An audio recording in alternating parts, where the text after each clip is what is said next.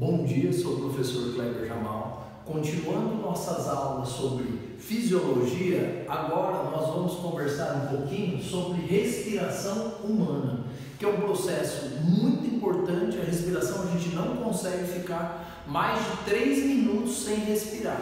Então, o processo humano, então a respiração pulmonar humana, ela é alveolar, então ela possui alvéolos. O nosso sistema respiratório, ele depende totalmente do transporte através do sistema circulatório. Então, eles estão intimamente ligados, tanto no alvéolo, que é o sistema alveolar está próximo aqui, o sistema circulatório tem vários capilares envolvendo ali os alvéolos no pulmão, e nós temos também os capilares diretamente ligados com as células. Então, nosso sistema sanguíneo ele leva todo o oxigênio que a gente necessita para todas as células do corpo. E aqui nós temos a traqueia, e nós temos os brônquios que ligam com um par de pulmões. Nós temos o pulmão direito e o pulmão esquerdo. Temos que lembrar que nós temos o coração aqui mais ou menos no centro, então o pulmão ainda tem como se fosse uma estrutura aqui para poder alojar o coração, que também faz parte do sistema circulatório. Então, aqui, para falar sobre o sistema pulmonar, a primeira coisa é a parte mecânica. Então, o ser humano, ele consegue fazer a inspiração e expiração. Então, é um processo, a gente fala, ela pode ser voluntária ou involuntária. Voluntária porque eu posso puxar o ar a hora que eu quiser.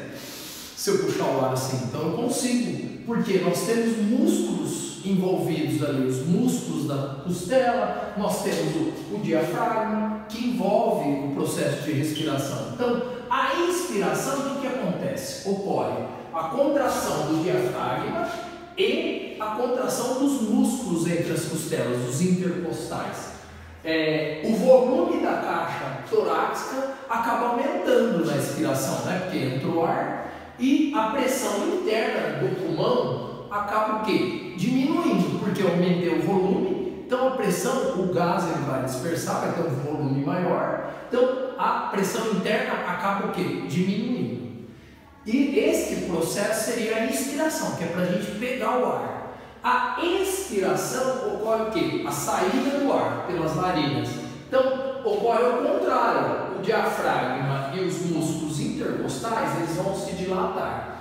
No caso do volume da caixa torácica, ela diminui também, porque eu estou eliminando o ar, e a pressão interna acaba aumentando, porque eu diminui o volume da caixa torácica para o ar sair, para expirar, a pressão então do pulmão aumenta. Então, dá para entender que seria o quê? Aquele processo que a gente tem de pressão maior e pressão menor, o volume do gás, então ele vai do meio sempre uma pressão maior para uma pressão menor. Então é mais ou menos assim esse processo. Então o diafragma e os músculos intercostais também auxiliam nesse processo de inspiração e expiração. Quando a gente está praticando uma atividade física, a gente consegue ver mais ainda, é mais nítido. Agora, quando eu estou descansando, quando a gente está assistindo TV, está em repouso, então o processo a gente não percebe tanto, mas a gente continua respirando. Não pode faltar oxigênio no corpo.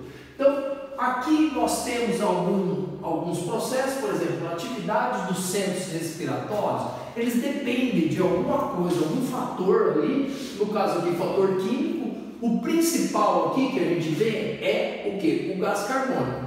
Pode estar mais concentrado ou menos concentrado, sempre relacionado com o sistema sanguíneo, que é intimamente ligado com o sistema respiratório. Então, quando tem maior concentração ou menor, quando tem maior concentração de gás carbônico, o que vai acontecer? Nós temos o quê? Aumento dos movimentos respiratórios. Então o corpo está tentando eliminar aquela quantidade de gás carbônico ali, que pode estar no sangue ou no pulmão. E quando diminui a concentração de gás carbônico, o que acontece? Os movimentos eles diminuem o ritmo, porque já tem bastante oxigênio, tem menos gás carbônico. Isso aí é uma situação normal, A gente vai ver alguns exemplos que mudam. Então, o pH, né, que é o índice de acidez ali do sangue, pode aumentar ou diminuir a intensidade também do sangue. Quanto maior o pH, né, mais alcalino. Então, quando tem o sangue está mais alcalino, está mais básico, a gente fala que diminui os movimentos respiratórios. Quando o sangue está em acidose, ele está mais ácido, quer dizer, o pH é menor, de 7, ele aumenta os movimentos cardíacos e respiratórios. Então, o que acontece? A acidose seria aquela acidose metabólica, quando a gente pratica uma atividade física de alta intensidade, então a gente tem a acidose metabólica. Então, aumenta a ventilação, aumenta os movimentos cardíacos, aumenta os movimentos respiratórios. Então, os dois acabam trabalhando junto. Como que seria também o processo de transporte de oxigênio? O principal transporte seria o quê? Nós temos uma célula, né, a hemácia, com hemoglobina, que transporta o quê? O oxigênio. Então, ele é associado com a hemoglobina e a gente precisa de um metal, que seria o ferro. Então, a hemoglobina precisa de ferro para poder transportar o oxigênio. 97% do oxigênio é transportado pela hemácia. Numa associação que nós chamamos de oxihemoglobina. Então, é uma associação entre a hemoglobina e o oxigênio. Os outros 3% estão dispersos ali no sangue, no plasma, né? Então, e o transporte de gás carbônico? E, teoricamente, ele é mais tóxico, seria um excreto, ele é muito mais tóxico. O oxigênio também, em grandes concentrações, é tóxico, mas o gás carbônico, ele é muito tóxico. Então, o transporte pode ocorrer pelo plasma, 7%, na forma de bicarbonato, de 60% a 90%, dependendo do estágio, né? Se o sangue está ácido, se o sangue está alcalino, então depende. Então, de 60% a 90% de gás carbônico é transportado na forma de bicarbonato. E 3% a 33% na forma de carbono. Então, são as três formas de transporte de gás carbônico.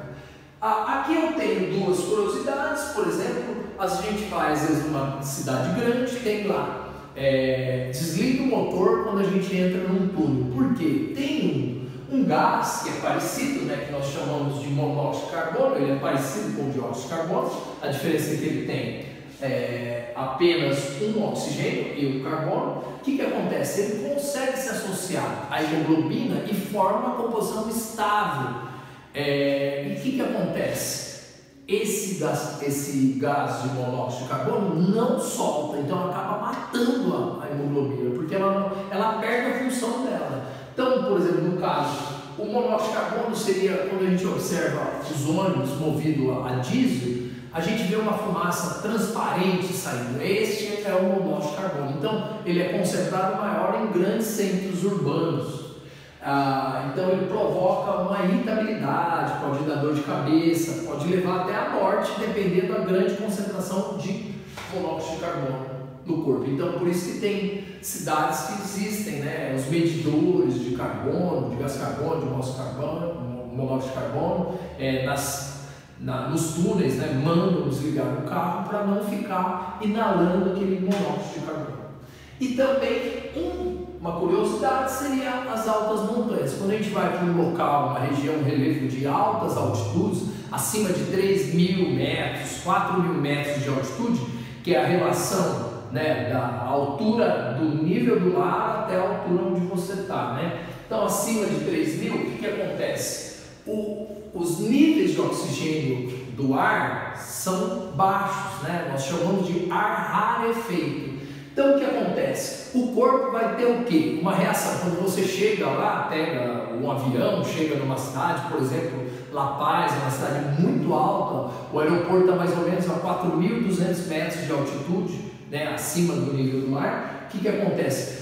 A primeira reação com aquela falta de oxigênio, a gente começa a ter movimentos respiratórios mais intensos. Então, a ventilação tenta compensar aquela falta de oxigênio. Outra coisa, o coração começa a bater mais forte, descarrega hormônios.